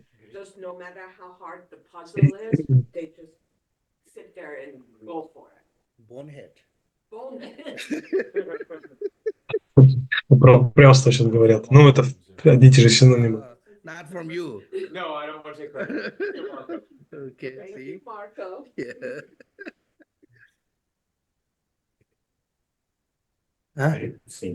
La. It's similar, yes. Right. Greed? Grit. Yeah, grit. Grit. Grit and bear. Yeah. Grit, same thing in the family of tenacity.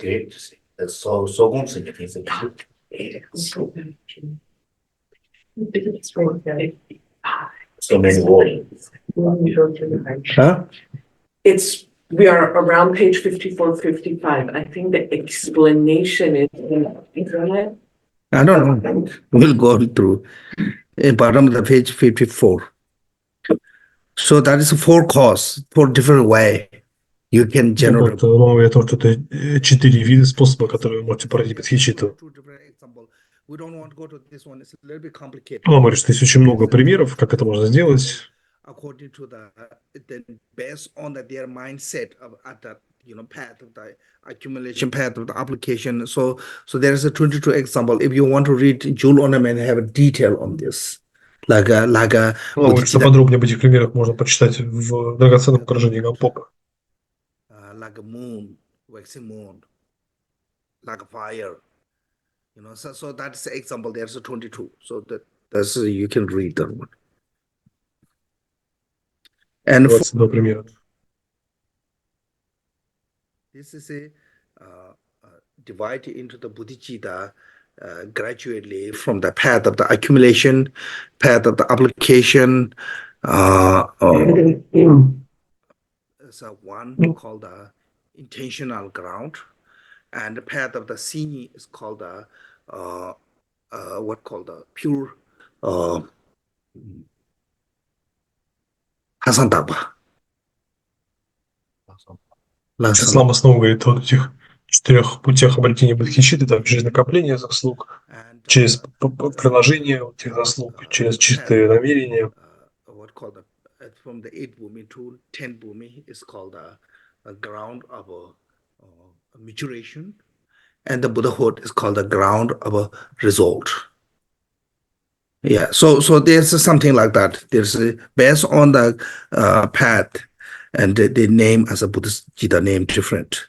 Two essence is what called the aspiration bodhicitta and action bodhicitta. Method for taking is ritual, and which is бодхичитту намерение и действия. So it's come later. They are the complete training which are the need to be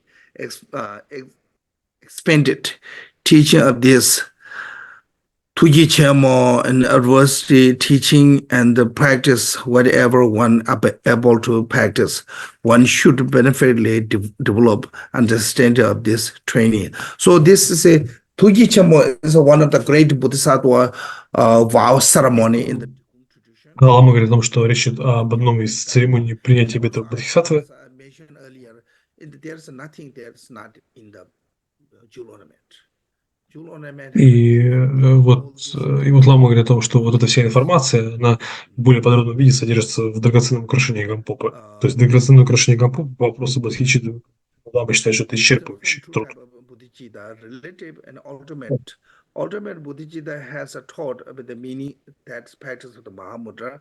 From the true type of a relative Bodhicitta, aspiration, application, first there is to be wish to be attained Buddhahood for the purpose of benefiting all sentient beings. So that's called the aspiration. This is aspiration exemplified as a wish to go somewhere. Then one take up the Bodhisattva training. Вот Лама снова говорит о Бодхичитве пожелания, Бодхичитве действия. И о том, что когда мы начинаем заниматься практикой, это все Бодхичитта действия. Так вот Лама приводит статус Шантидевы, который писал о том, что когда мы хотим куда-то пойти, это как Бодхичитта намерение, а когда мы идем куда-то, это Бодхичитта действие.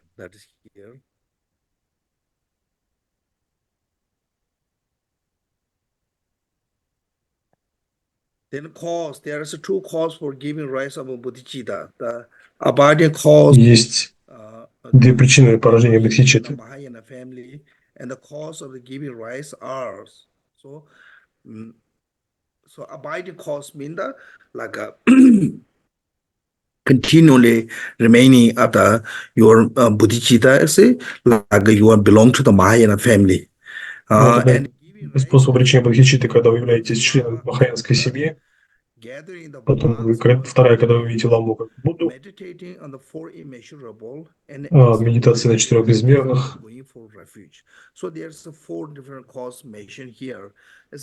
Лама опять говорит о 4 причинах обретения Бодхичитты. И вот в орнаменте драгоценном украшении говорится о том, что нужно видеть Ламу как Будду. Если вы видите как Ламу как Бодхисаттву,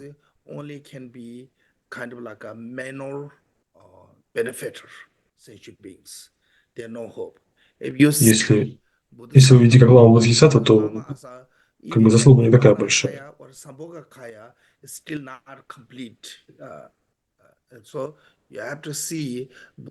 Вы должны видеть Ламу как Будду, как Дхармакаю, точнее, как Дхармакаю.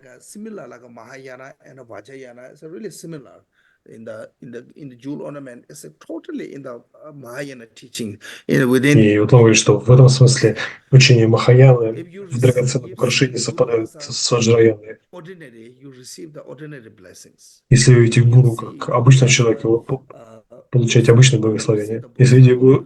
Если вы видите как Бодхисаттву, вы получаете благословение Бодхисаттву.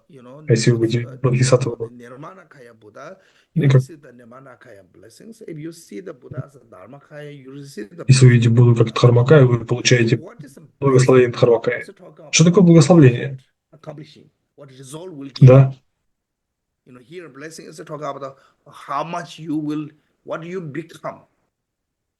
Благословение это как бы имеется в виду, что тот эффект, который имеется на вас, кем вы становитесь. Поэтому, если вы видите гуру как обычного человека, вы получите всего лишь обычное достижение.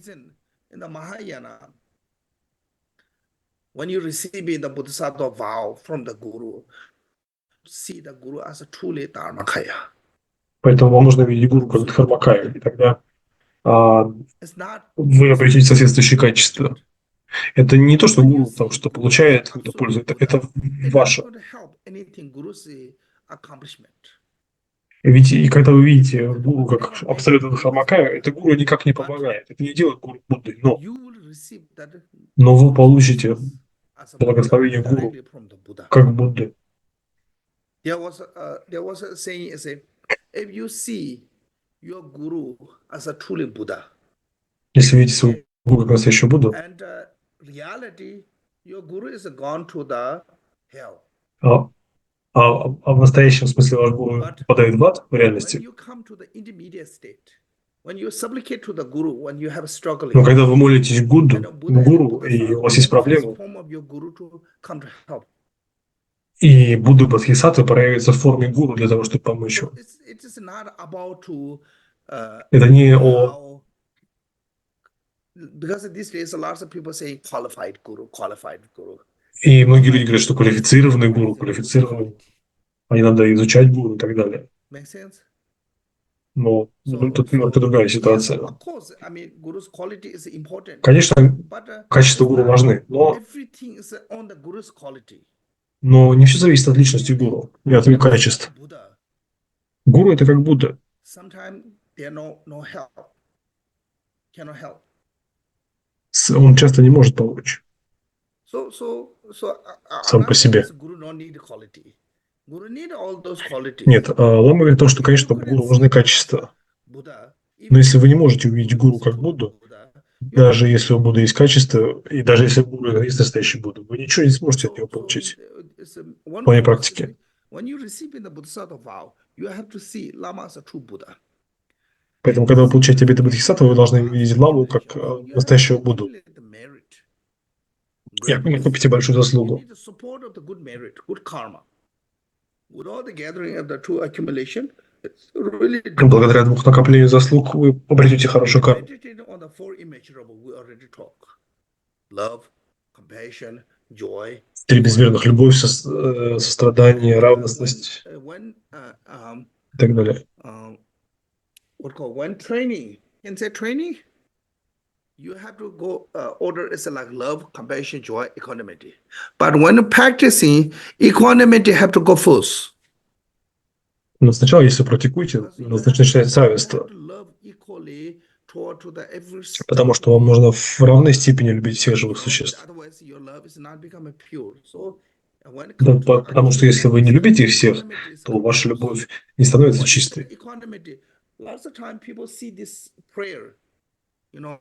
Часто люди слышат молитву, чтобы быть свободным от отвращения или цепляния.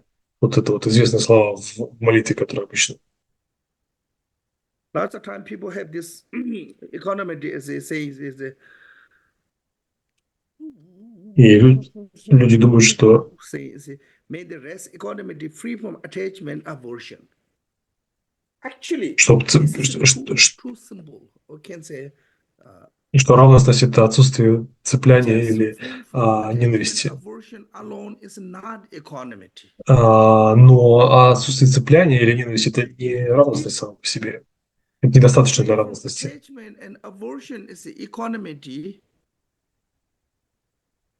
Если, но если, так сказать, что у нас нет гнева или там привязанности, то тогда получается, что все неодушевленные феномены обладают равностностью, но это не так. То есть и получается тогда, что вы можете как бы со всеми обращаться без предубеждения. Но это не настоящая равностность. Just not having attachment, aversion alone is ignorant. Part of the ignorance.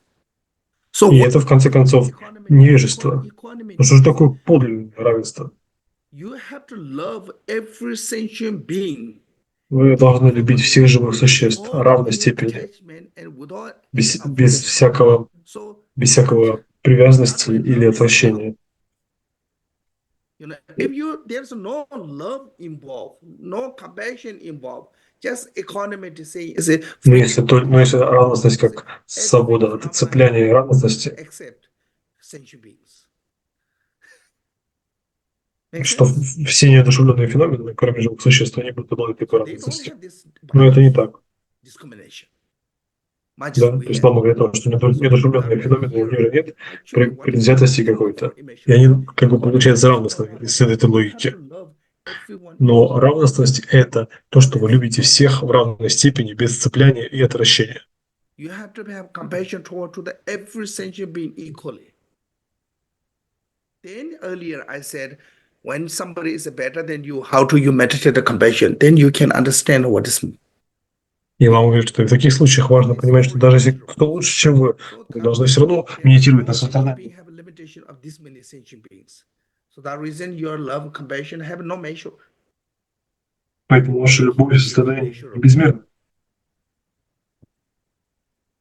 For immeasurables, then the extraordinary practice. Это называется 4 безмерных. So taking refuge. There's many. Дальше необычные практики – это прибежище. You know, in the what is the Mahayana refuge? What? Что такое прибежище Махаяны? Что такое? Hinayana refuge is Это прибежище Хинаяны, точнее. Что я... Take from now on until become a Buddha. Итак, по Хинаяне мы принимаем прибежище до смерти, по Махаяне, пока мы не станем Буддами. Mahayana is all three kayas. So there's a certain difference. Also, intention or motivation of the taking refuge is different. Также как мотивация разная. В Хинаяне мы принимаем прибежище, то есть люди... Мы из-за страха самсары принимаем прибежище. В Махаяне мотивация сострадания. Так что есть разные способы принять прибежище. Это необычная практика прибежища Махаяна. Принятие прибежища Махаяна.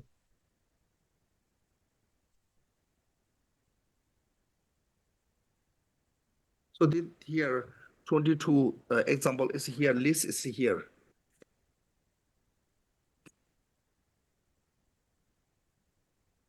Earth, gold, moon, fire, dust, and so forth, right to the 22, sir.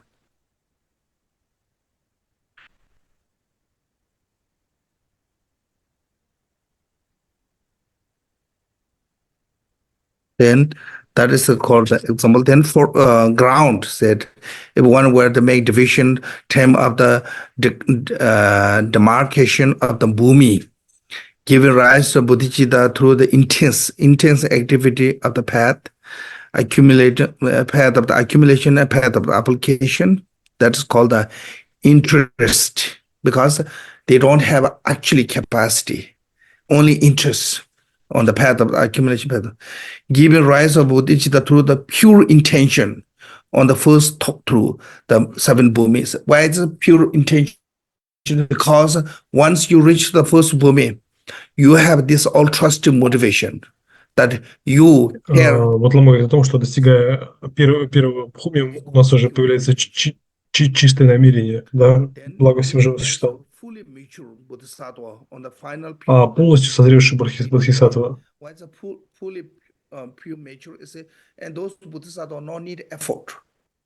И вот этим бодхисаттвам не нужно усилия полностью, которые достигли последних бхуми. Discrimination, what is the state of the Buddhahood? So, membership is number tabisa, number mimisa, tipopamba. So, abandoning obscurations. So, when you reach to the Buddhahood, there's no any kind of obscuration. Достигают состояния Будды, нет никаких обращений. No obscuration, cognitive obscurations. Completely free. Вообще никаких. То есть полная свобода от обращений. In essence, if we were to make the division of the term of the essence, there are 2, aspiration and applications. Considering the teaching giving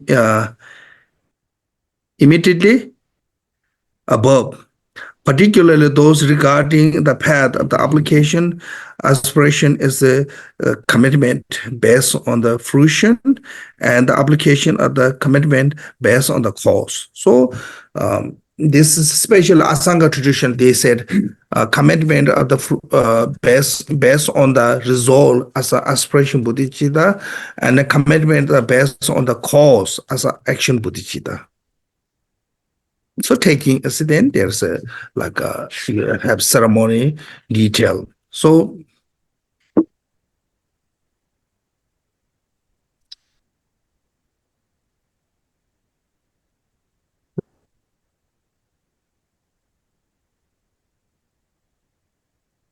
Okay, so we stop here, lah. Yes. Yeah. Just as an Лама предлагает остановиться. Yeah. the very last line. Then tomorrow we'll go to a little bit on. Khenpo corrected that language. It's not bodhisattvas, it's Buddhas. Page 59, the very, very last word on the page should be Buddha, not bodhisattva. Oh, that's we're not yet there. Ну, сейчас Лама говорит, что они остановились на 59-й странице текста. I think tomorrow I will talk about the training of the Bodhicitta because, yeah, И завтра Лама продолжит рассказ об Бодхичитте. otherwise missing that part.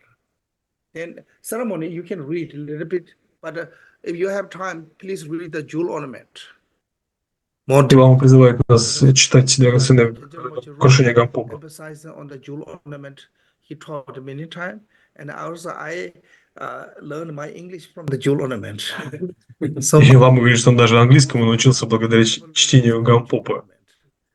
И в основном его слова из драгоценного украшения Гампопа, из перевода.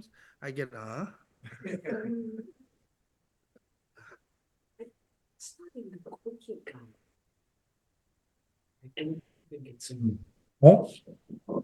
There's a quick guide that I made of JOL. no, It's not yet. It's on Yes, the yes, you have to work on TMC's it. No. website. Not yet there. Not yet there. Yeah, it's need to work more. Okay. All right. And dedication prayers come Yes. along. Are you ready? Let's do something a little bit different. Page 26.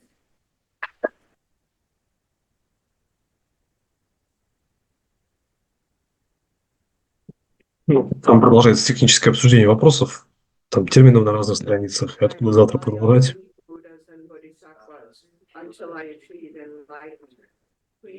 Вот идут заключительные молитвы. Get sick, let me get sick. I'll be happy. May this sickness purify my negative karma and the sickness of all sentient beings. If I'm supposed to be healed, let me. Let all my sickness and confusion be healed. I'll be happy. May all sentient beings be healed and filled with happiness. If I'm supposed to be die, let me die. I'll be happy. May the delusion And the cause of suffering of beings die. If I'm supposed to live long, let me live long life, and I'll be happy. May my life be healed in service to sentient beings. If my life is to be cut short, let it be cut short, and I'll be happy. May I and all others be free from attachment and aversion. Page 30. Dorje Chang, Tulopan, Naroba, Marba, Milareba, Naman, and Lord Идет Drikung. молитва о учтении преемственности. Upon us the most auspicious blessing of all the Kagyu Lamas. By this virtue may I achieve omniscience by defeating all enemies' confusion. May all those travel the ways of birth, old age, sickness, and death cross the ocean of suffering. Bodhicitta, the excellent and precious wine, where it is born, made arise, where it is born, made not decline, but ever increasing higher and higher. I pray that the Lama may have good health. I pray that the Lama may have long life. I pray that your Dharma activities spread far and wide. I pray that I may not be separated from you. As Manjushri, the warrior, realized his ultimate fate, and as did Samantha, I will follow in their path and fully dedicate all the merit for all the beings. By the blessing of the Buddhas who attained the three Hayas, by the blessing of the truth of unchanging Karma such, and by the blessing of the indivisible Sangha order, may the merit I share bear fruit. Glorious, holy, venerable, precious, fine, Buddha lineage lamas, divine assembly of Buddhas, assemblies of Buddhas, Bodhisattvas, yogins, yoginis, and dakinis, dwelling in the 10 directions. Please hear my prayer. May the virtues collected in the 3 times by myself and all sentient beings is samsara and nirvana. and the innate root of virtue, not result in the eight worldly concerns and the four causes of samsara, or rebirth as a Sravaka or Pratika Buddha. May all other sentient beings, especially those enemies who hate me and mine, obstructors, misleading auras, and hordes of demons, experience happiness, be separated from suffering, and swiftly attain unsurpassed, perfect, complete, precious Buddha. By the power of this vast root of virtue, may I benefit all beings through my body, speech, and mind. May the afflictions of desire, hatred, ignorance, arrogance, and jealousy not arise in my body. May attachment to fame, reputation, wealth, honor, and concern for this life not arise for even a moment. May my mind stream be moistened by loving kindness, compassion, and bodhicitta. And through that may I become a spiritual master with good qualities equal to infinity space. May I gain the supreme attainment of Mахамудре this very life. May the torments of suffering not arise even at the time of my death. May I not die with negative thoughts. May I not die confused by wrong view. May I not experience an untimely death. May I die joyfully and happily in the great luminosity of mind as such, and pervading clarity of Dharma. May I in any case gain the supreme attainment of Mahamudra at the time of death or in the bardo. By the virtues collected in the three times by myself and all beings in samsara and nirvana, and by the innate root of virtue, may I and all beings quickly attain the unsurpassed, perfect, complete, precious enlightenment. May the teachings of the great Drikung Kagyu, the Lord of the Dharma, Master of Intricate, continue and increase through study, practice, contemplation, and meditation until the end of samsara.